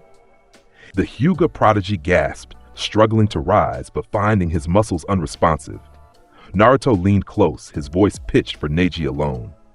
I showed you the truth of the cage you call fate, 3 days of experiencing freedom compressed into a moment. Your mind couldn't handle the contradiction to your core beliefs. In the Hokage's box, the disguised Orochimaru leaned forward with undisguised interest. Most impressive, the Uzumaki boy has exceeded all expectations. Indeed, the third replied carefully, watching his former student for any sign of the invasion's commencement. Back in the arena, Neji attempted one final, desperate attack. 8 trigrams, 64 palms. His strikes never landed. Naruto's body erupted with the spectral blue energy of Susanoo, forming a ribcage that deflected every precisely aimed finger strike. The chakra armor expanded, forming a skeletal arm that gently but firmly wrapped around Neji, immobilizing him completely. "Proctor," Naruto called calmly, "this match is concluded. My opponent cannot continue." The stadium erupted in confused cheers and concerned murmurs. Never in Chunin exam history had the Susanoo been manifested, a technique restricted to the highest echelon of Uchiha masters with fully developed Mangekyo Sharingan. As Naruto was declared the winner and exited the arena, the disguised Orochimaru made his move. A genjutsu swept through the stadium, putting civilians to sleep while ninja from Sound and Sand emerged from hiding to launch their coordinated attack. "So it begins," the third Hokage said, shedding his ceremonial robes to reveal battle armor beneath. "You've made your final mistake, Orochimaru." The Sannin laughed, tearing away his disguise. "On the contrary, Sensei, today Konoha falls and my ambition is realized." A barrier jutsu activated around the Hokage's box, trapping the village leader with his former student, while Sound Ninja held off Anbu attempting to intervene. Throughout the village, explosions marked breaching points in the walls as invasion forces poured in. Massive snake summons crashed through defensive positions, crushing buildings and defenders alike. It should have been the beginning of Konoha's darkest day, but something unexpected happened. Standing at the center of the arena, Naruto performed a sequence of hand seals never before witnessed in combination. His chakra erupted in a pillar visible throughout the village, a beacon of blue energy that parted the very clouds above. Wood style, nativity of a world of trees. The technique that had once been used to create the forests surrounding Konoha now manifested in its full, terrible glory. Massive trees erupted throughout the village, their branches specifically targeting enemy ninja while avoiding allies with impossible precision. Sound and Sand shinobi found themselves entangled or impaled by wooden spears that emerged from the ground beneath their feet. Simultaneously, a perfect Susanoo manifested around Naruto. Not the skeletal form he'd shown against Neji, but a complete humanoid warrior of spectral blue energy, standing over 100 feet tall, visible to every citizen and invader alike. Within the barrier where the third Hokage faced Orochimaru, both combatants paused in their initial exchange to witness the unprecedented display of power. "What have you done?" Orochimaru whispered, his planned triumph evaporating at the sight of a perfect Susanoo, wielding powers that hadn't been seen since the founding of the hidden villages. The third Hokage's expression reflected equal parts awe and dread. "That's not the Nine-Tails' power. That's something far older." Through the Susanoo, Naruto's voice boomed across the village with the authority of a god passing judgment. "Invaders of Konoha, you face not a village divided, but the legacy of the strongest Uchiha who ever lived. Surrender or be erased from history." To demonstrate the seriousness of his proclamation, the Susanoo raised its spectral sword and brought it down upon a group of Sound Jonin, attempting to summon a three-headed snake.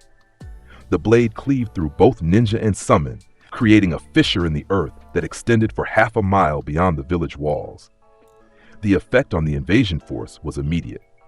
Sand Ninja began retreating en masse, recognizing power that exceeded even their secret weapon, Gaara and the One-Tail. Sound Ninja found themselves trapped by ever-expanding wooden prison techniques that seemed to anticipate their every escape attempt. In the confusion, Sasuke pursued Gaara, who had been central to the invasion plan, but was now fleeing in genuine fear after witnessing Naruto's display. Their confrontation in the forest outside Konoha would result in Gaara's first defeat, not primarily through Sasuke's efforts, but because Naruto arrived at the critical moment.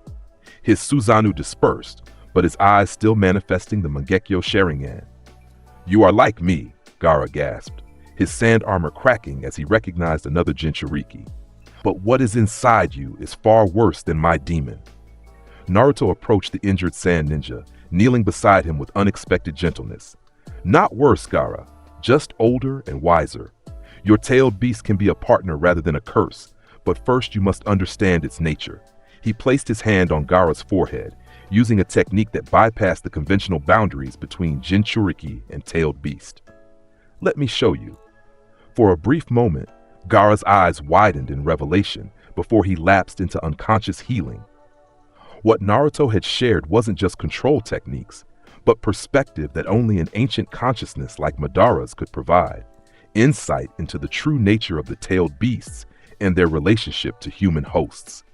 Meanwhile, at the Hokage Tower, the barrier containing Orochimaru and the Third had shattered, not from external Anbu efforts, but from within. The Sannin retreated with his remaining forces, his expression a mixture of fury and fascination as he glimpsed Naruto Susanoo dispersing in the distance. "This isn't over," he hissed to his lieutenant Kabuto. "That power, I must understand it." When the invasion ended, the damage assessment began. Dozens of buildings destroyed, numerous casualties among both defenders and civilians, a significant blow to Konoha's infrastructure. Yet compared to Orochimaru's original plan, the village had escaped relatively unscathed, thanks primarily to Naruto's intervention. In the aftermath, the Third Hokage called an emergency meeting of his closest advisors, including Jiraiya, Kakashi, and surprisingly, Naruto himself. "We can no longer pretend," the aged leader began, his face grave. "What we witnessed today goes beyond Kekkei Genkai or Jinchuriki abilities. Naruto, it's time for the truth." All eyes turned to the young genin, who sat with the composed dignity of someone far older than his physical form suggested. "Very well," Naruto replied, his voice carrying dual tones as if two people spoke simultaneously. "The time for shadows has passed. I am Naruto Uzumaki, Jinchuriki of the Nine-Tailed Fox." He paused, his eyes transforming into the Mangekyo Sharingan pattern. "But I am also the reincarnated consciousness of Madara Uchiha, returned to complete what was left unfinished." The room fell silent as the implications of this confession settled over the assembled leaders. The most dangerous Uchiha in history had returned, housed within the body of the Nine-Tails Jinchuriki, wielding the combined powers of both lineages. And he had just saved the village from destruction. What happens next, Naruto Madara continued, depends entirely on whether Konoha embraces the future I offer, or clings to the failed systems of the past. The fate of the Hidden Leaf, perhaps the entire shinobi world, hung on the decision they would make in response to this revelation. And as the sun set over a village forever changed by the events of that day, the legacy of Madara Uchiha awaited their answer. The path forward, shaping a new ninja world. The council chamber remained silent for several minutes after Naruto's revelation. The most dangerous Uchiha in history, somehow reincarnated within their Jinchuriki. It was beyond comprehension, yet impossible to deny after the display of power during the invasion. "How?" the Third Hokage finally asked, his aged voice barely above a whisper. "How is this possible?" Naruto, or perhaps more accurately, Naruto Madara, folded his hands on the table with the practiced patience of someone who had waited decades for this moment. "When Madara died after healing Obito, his consciousness refused to fade," he explained, his voice carrying echoes of both the boy and the ancient Uchiha. "His will was too strong, his ambition too great. His spirit sought a vessel with compatible chakra, someone with both the capacity to contain his power and the potential to fulfill his vision." The Nine-Tails, Jiraiya realized. It was once under Madara's control. Naruto nodded. "The fox's chakra created a bridge. When it was sealed inside me, it unknowingly carried Madara's dormant consciousness as well. For years, we existed separately, Naruto unaware of my presence, my spirit waiting for the moment when his development would allow full awakening." "And when did this awakening occur?" Kakashi asked carefully. "When 3 assassins attempted to kill me in the forest outside Konoha," Naruto replied. "The moment of mortal danger created the perfect conditions for our consciousnesses to merge." The Third Hokage's eyes narrowed. "There was no assassination attempt reported." "Of course not," Naruto smiled coldly. "They weren't acting on Konoha's orders. They were remnants of Root, operating under Danzo's private directive to eliminate the Nine-Tails Jinchuriki if I ever showed signs of losing control." In the corner, Danzo's single visible eye betrayed nothing, but his fingers tightened almost imperceptibly on his cane, a tell that confirmed Naruto's accusation to those watching closely. "What are your intentions now?" the Hokage asked directly. "The historical Madara sought to destroy Konoha." "Destruction was never my goal," Naruto replied, his voice shifting more toward Madara's deeper timbre. The Madara you feared sought revolution, a complete restructuring of the shinobi world to end the cycle of hatred and clan warfare. My methods were extreme because the system was too corrupt to reform gradually. He leaned forward, eyes reflecting centuries of calculated ambition. But now, circumstances have changed. I share this body with Naruto Uzumaki. His compassion tempers my methods, while my experience guides his power. Together we offer something unprecedented, a path to genuine peace through strength that cannot be challenged. And if we refuse this offer? Homura, one of the village elders, asked tensely. Naruto smiled, not threateningly, but with absolute confidence. You won't. The invasion demonstrated the vulnerability of the current system. More threats are coming. Orochimaru, the Akatsuki organization hunting Jinchuriki, and others you haven't yet identified. Without me, Konoha falls within 3 years. Jiraiya straightened. Akatsuki? How do you know about them? I know everything Madara knew, Naruto replied simply, including plans set in motion decades ago that are only now coming to fruition. The implications silenced the room once more. If Naruto truly possessed Madara's memories and knowledge, he held intelligence on threats and powers that could reshape their entire defensive strategy. What do you propose? The third Hokage asked finally. An alliance rather than subjugation, Naruto answered. I will serve as Konoha's shield and sword against the coming storms. In exchange, I will implement reforms to the village's military and political structure, gradually with your counsel, but without obstruction. His gaze shifted to Danzo meaningfully, starting with the dissolution of unauthorized programs that undermine the Hokage's authority.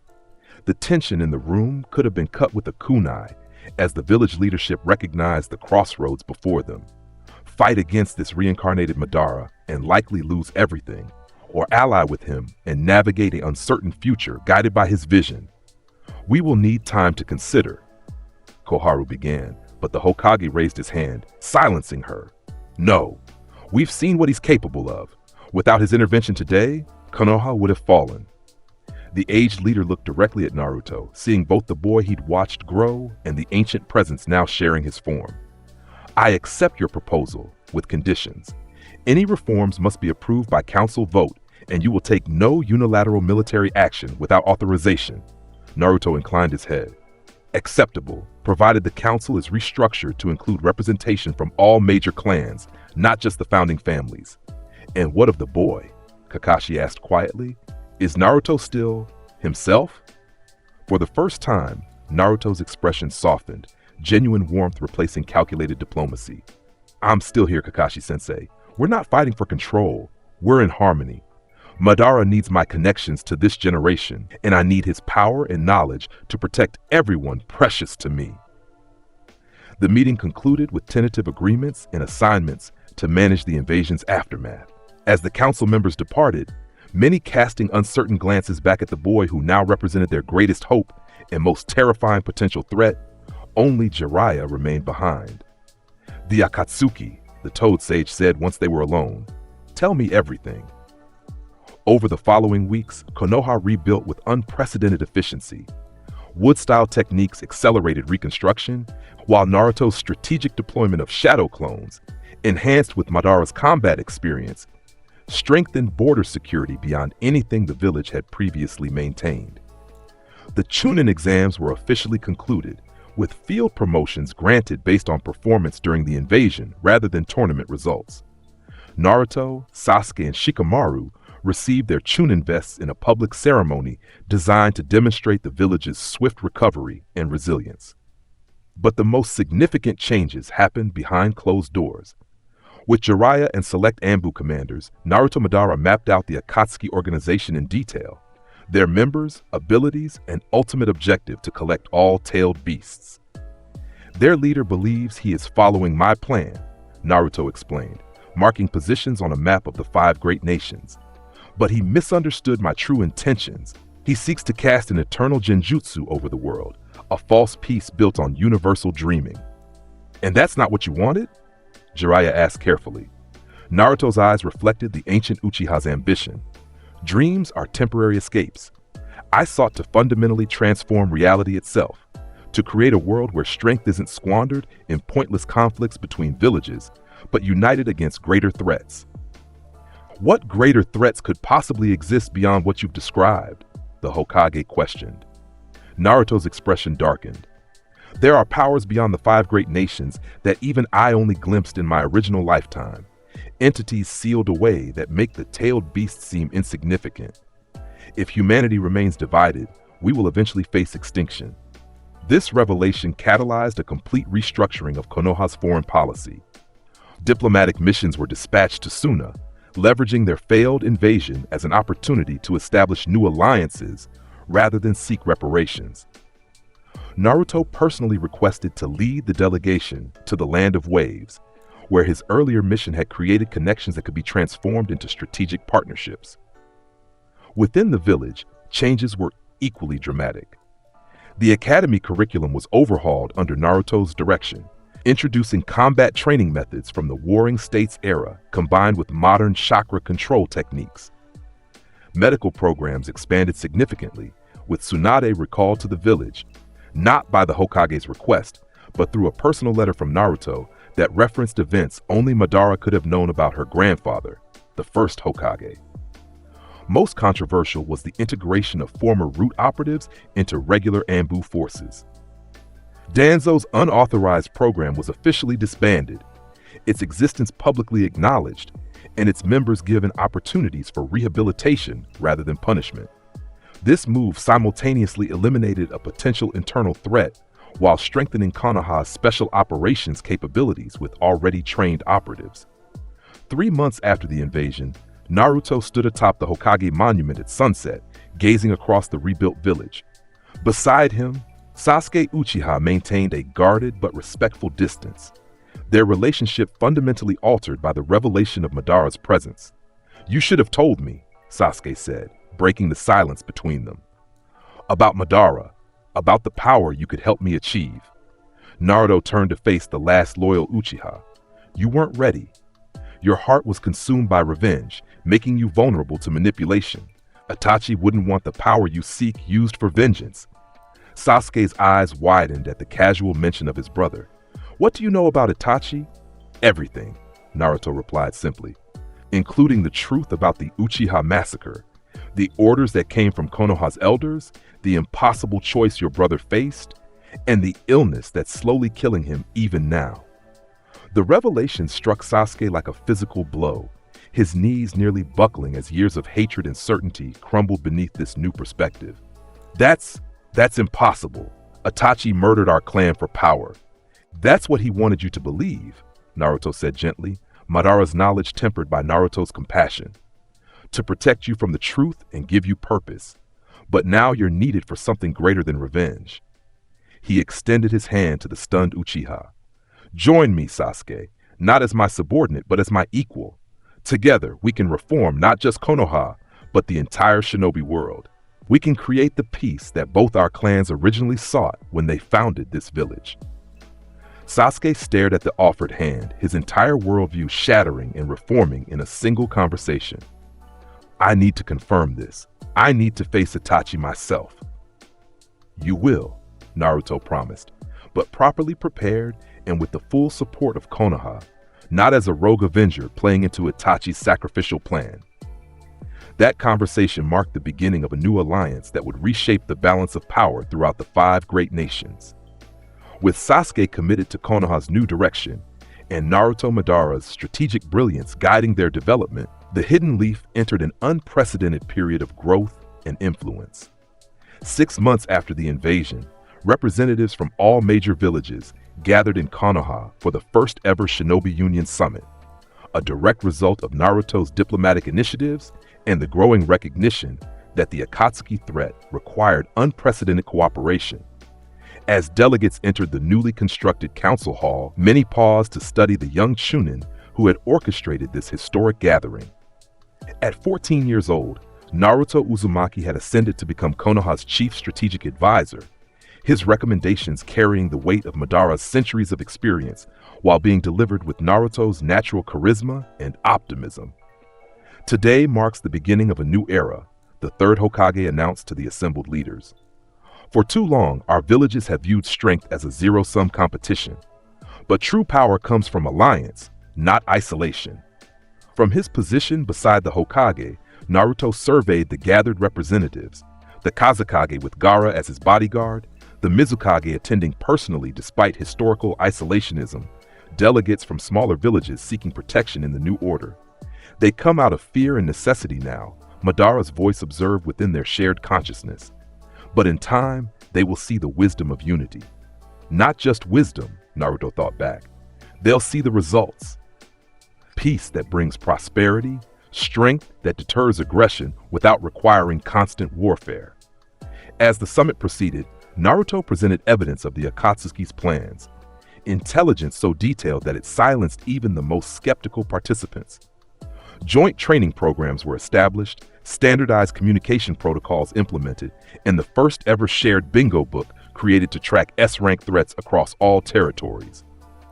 But perhaps most significant was the Tailed Beast Protection Accord, a revolutionary agreement that recognized Jinchuriki as valuable individuals rather than mere weapons, establishing protocols for their training, support, and integration into village leadership. The tailed beasts are not merely weapons to be aimed at enemies, Naruto explained to the assembled leaders. They are ancient chakra entities with knowledge and power that, when properly partnered with compatible hosts, represent our greatest defense against extraordinary threats. As proof of concept, Gaara demonstrated his newly established harmony with Shukaku, maintaining perfect control while accessing the One-Tail's full power, a transformation achieved through techniques Naruto had shared during their encounter after the invasion. When the summit concluded, the shinobi world had been fundamentally altered. Village borders remained, but collaborative infrastructure now connected formerly isolated powers. Joint missions became standard practice, with specialized teams drawing members from multiple villages to leverage complementary abilities. On the evening of the summit's conclusion, the third Hokage found Naruto in the Uchiha compound, studying ancient scrolls that had been sealed away since the clan's massacre. "The changes you've initiated are proceeding faster than I anticipated," the aged leader observed, settling beside his advisor with joints that creak from decades of service. Some would say too fast. Naruto looked up, his eyes reflecting both Madara's intensity and his own unwavering determination. "The threats we face won't wait for gradual adaptation. The Akatsuki moves now. Other dangers gather beyond our borders." "And after these threats are neutralized?" the Hokage asked pointedly. "What then? What is your ultimate vision for this world you're reshaping so dramatically?" For a moment, Madara's presence seemed to dominate as Naruto's posture straightened, his voice deepening with the weight of centuries. "A world where strength is not wasted on petty conflicts between those who should be allies, where knowledge is shared rather than hoarded, where children are trained as scholars first and warriors second." Then Naruto's natural warmth returned, softening the ancient Uchiha's imperial vision. "A world where no one has to grow up alone or unwanted, where villages protect each other rather than compete, where being a shinobi means upholding peace, not just being skilled at warfare." The Hokage studied him carefully. "And your role in this world?" "Architect, not emperor," Naruto answered simply. "I don't seek to rule through fear or dominance. The failures of my previous life taught me that lasting change requires willing participation, not forced compliance." As the third Hokage departed, satisfied yet still watchful, Naruto returned to the ancient scrolls, texts describing techniques and historical events lost to most modern shinobi. In his mind, Madara's consciousness continued the internal dialogue that had become their constant state. "They still fear what we might become," the ancient Uchiha observed, "even as they embrace the benefits we bring." "They're right to be cautious," Naruto responded silently. "Power like ours requires checks and balances. That's why we build systems, not cults of personality."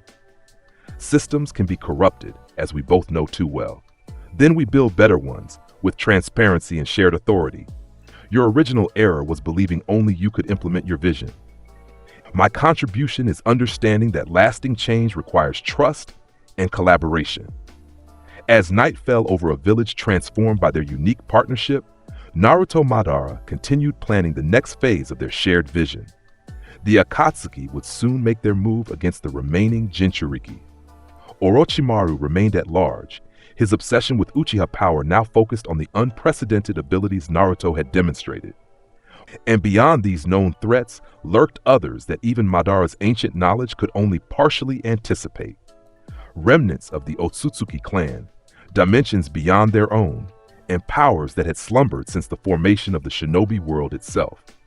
But for the first time, humanity would face these challenges united rather than divided, guided by a strategic vision centuries in the making, yet implemented with compassion that the original Madara had never possessed. The legacy of the most feared Uchiha had found new purpose in the body of the once rejected Jinchuriki. Together, they would reshape history itself, not through conquest as Madara had once attempted, but through a revolution of cooperation that drew on the best aspects of both their natures. And the ninja world would never be the same. Legacy of Two Souls. 5 years passed since the revelation of Madara's consciousness within Naruto. What began as a feared resurgence of history's most dangerous Uchiha had evolved into something unprecedented, a symbiotic partnership that transformed not just Konoha, but the entire shinobi world. Naruto stood at 19 years old atop the Hokage Tower, surveying the village that hardly resembled the isolated, paranoid military outpost of his childhood. Modern buildings of glass and steel rose alongside traditional structures, while a complex network of trained vines and wooden pathways connected rooftops in an integrated system that doubled as both transportation and defensive infrastructure. Our vision, realized beyond even what I had imagined, Madara's voice observed within their shared consciousness. After years of coexistence, the distinction between Naruto's thoughts and Madara's had blurred, not into confusion, but into harmonious collaboration. Not just our vision, Naruto corrected aloud.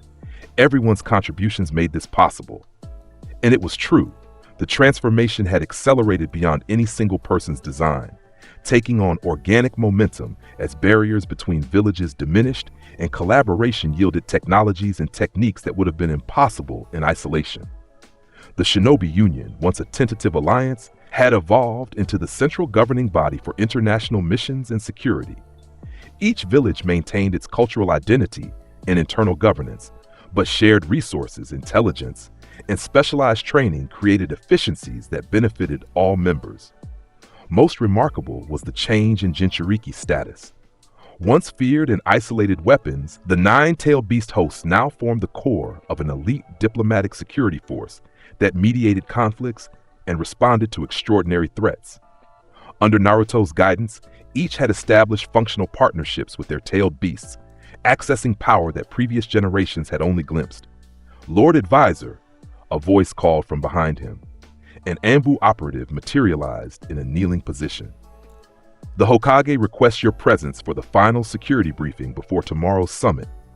Naruto nodded, his expression shifting subtly as Madara's tactical focus merged with his own diplomatic mindset. I'll be there immediately. In the Hokage strategic chamber, familiar faces gathered around a three-dimensional projection map, a technological innovation developed through collaboration between Hidden Cloud's electrical engineering and Hidden Sand's puppet mechanism experts. Tsunade, who had accepted the position of 5th Hokage after Hiruzen Sarutobi's retirement, stood at the head of the table. At 60, she maintained her youthful appearance through medical jutsu, but had abandoned the transformation's perfect smoothness, allowing distinguished lines at her eyes and mouth that conveyed earned wisdom rather than artificial preservation. Naruto, she acknowledged as he entered. We were just reviewing the final security protocols. Around the table sat the new generation of Konoha's leadership. Shikamaru Nara as Chief Strategic Officer, Sasuke Uchiha as Commander of the Unified Anbu Forces, Sakura Haruno as Director of the International Medical Corps, and Neji Hyuga representing the Reformed Clan Council. The sensor barrier is complete, Sasuke reported, activating the map to show a dome of blue energy extending 5 miles beyond Konoha's physical boundaries. Any chakra signature above Jonin level will trigger immediate identification protocols. Naruto nodded approvingly. The barrier represented the perfected integration of Uzumaki sealing techniques with Uchiha visual perception capabilities. a synthesis that would have been unthinkable before his unique existence demonstrated such combinations were possible. "And our contingency for Kaguya-level threats?" he asked, referencing the classification system developed for extraordinary dangers beyond traditional S-rank. Shikamaru manipulated the projection, revealing underground chambers and specialized ceiling arrays. The dimensional containment system is operational, theoretically capable of temporarily isolating and redirecting any space-time manipulation attempt within the village boundaries. This technology represented perhaps the most revolutionary development of the past 5 years, defensive systems designed to counter the very gods of the shinobi world, should they return.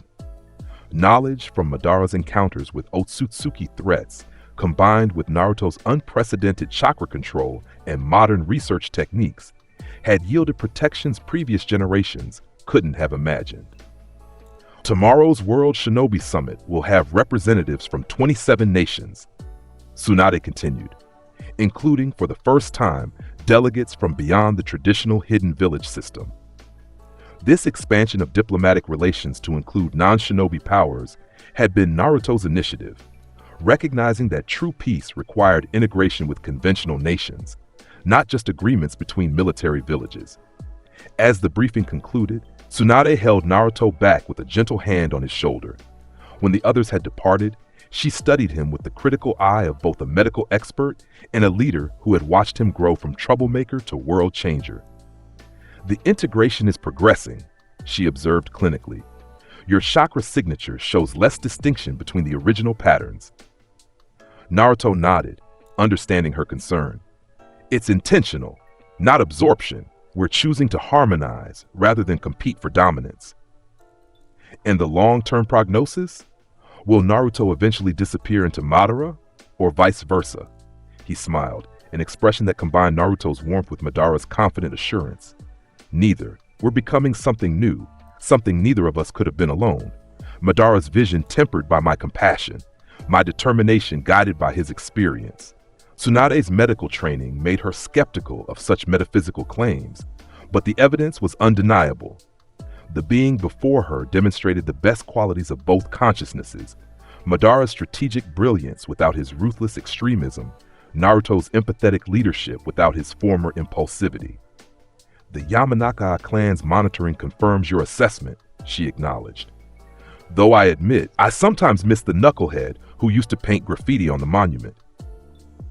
"He's still here," Naruto assured her, briefly letting his formal posture relax into something more recognizably his original self.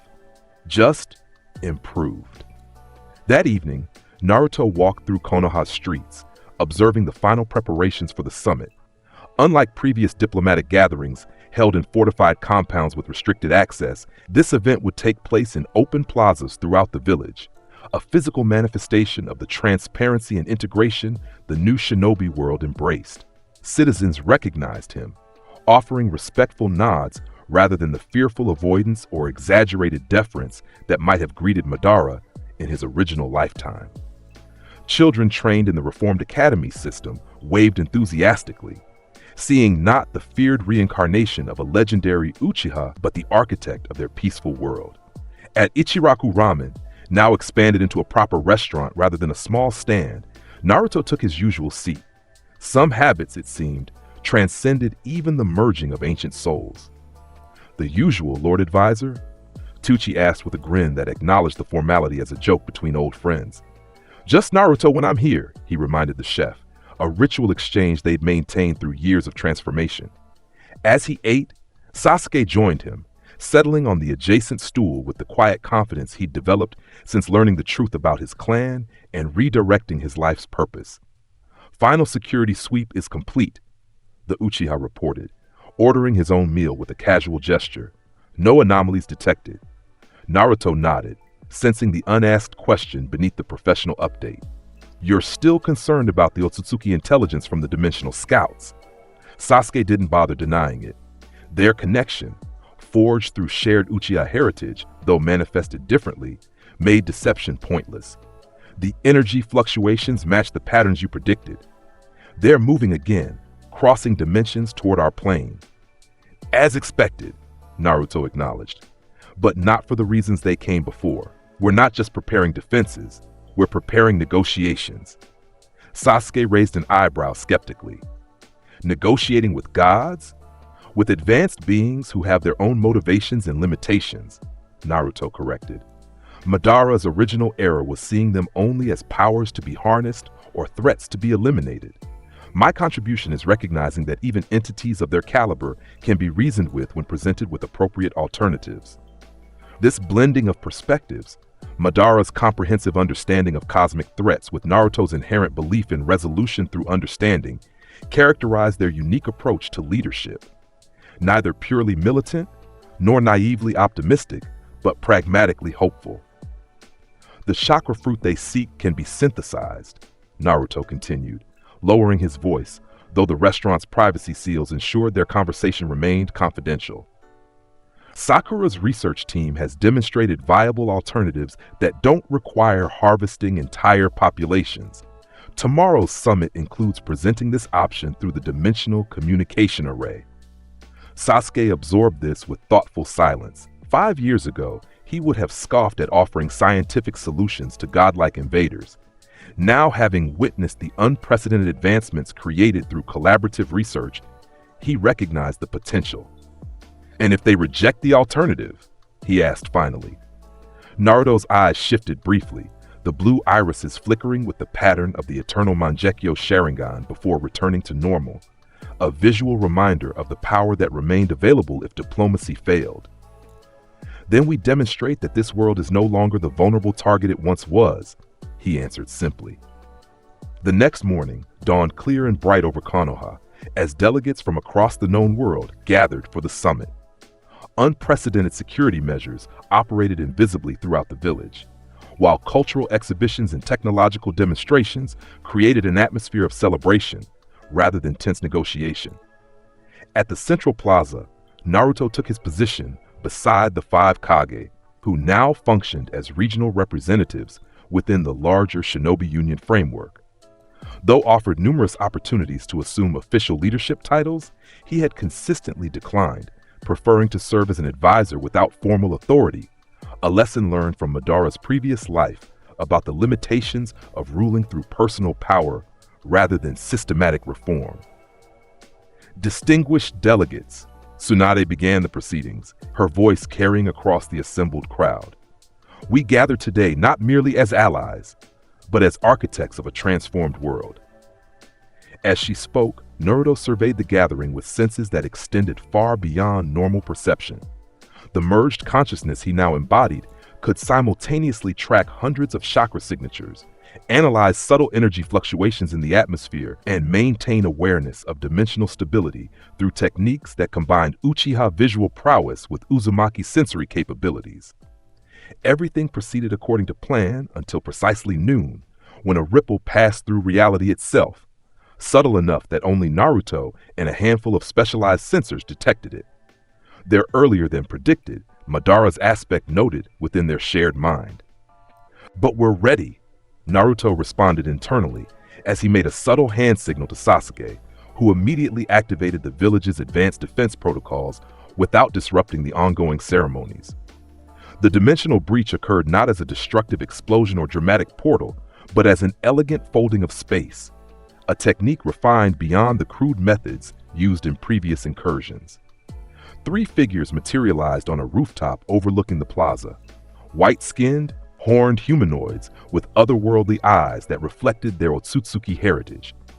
Before panic could spread, Naruto appeared before them in a flash of flying thunder god technique, his diplomatic garments replaced by combat attire through an instantaneous transformation.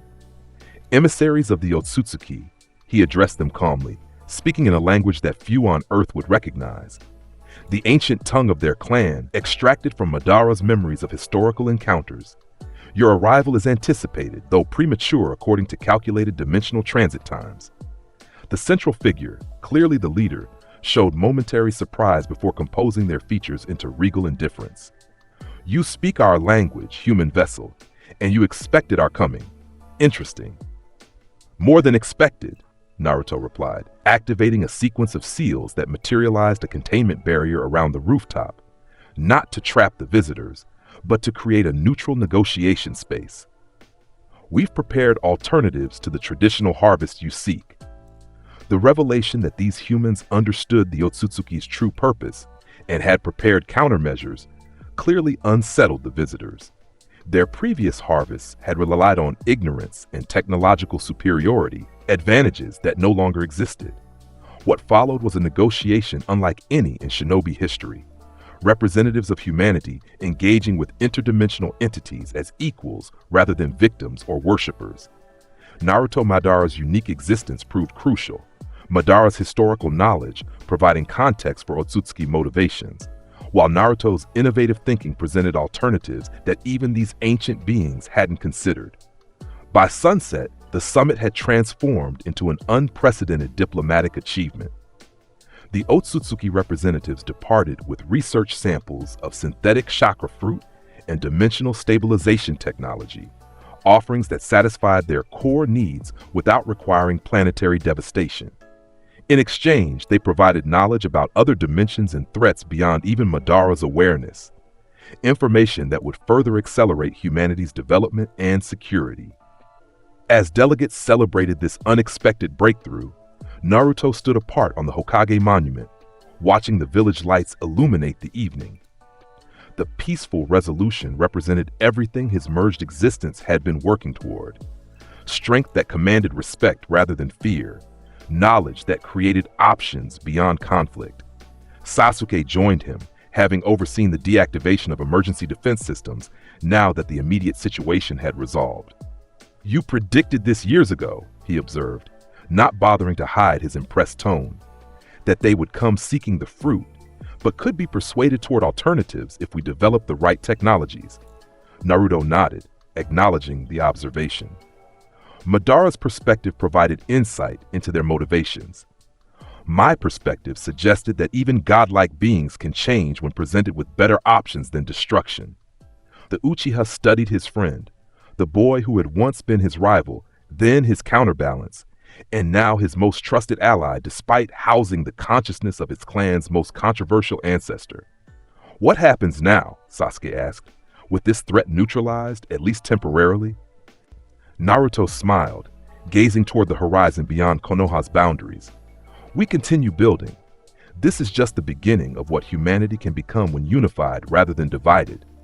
Madara glimpsed this potential centuries ago, though his methods for achieving it were flawed. Through me, through us, his vision finds better implementation." As night fell fully over the transformed shinobi world, Naruto Uzumaki, vessel of Madara Uchiha and architect of a new era, contemplated the future with perspective no other being could claim. The legacy of two souls, once seemingly incompatible, had created something greater than either could have achieved alone. The ancient ambition for a unified, powerful humanity had found expression not through domination, but through collaboration. The innocent determination to protect precious people had gained the strategic vision to make that protection sustainable across generations. And as stars appeared above a peaceful village that now represented the center of a transformed world, Naruto Madara allowed himself a moment of satisfaction. The path forward stretched beyond even their extended vision. Challenges would come, adaptations would be required, new threats would emerge. But for the first time in the long history of the shinobi world, humanity faced its future not as divided clans or competing villages, but as a unified civilization prepared to take its place among the cosmic powers that had once viewed Earth as merely a garden to be harvested. The legacy of Madara Uchiha, reborn through Naruto Uzumaki, had finally achieved its true purpose, not ending the world, but transforming it into something worthy of preservation. And that was a victory greater than any battlefield triumph either of them had ever known. And that would be all, everyone. I hope y'all enjoy. If you want more of these what ifs, like, subscribe, and ring that bell notification so you won't miss the next video.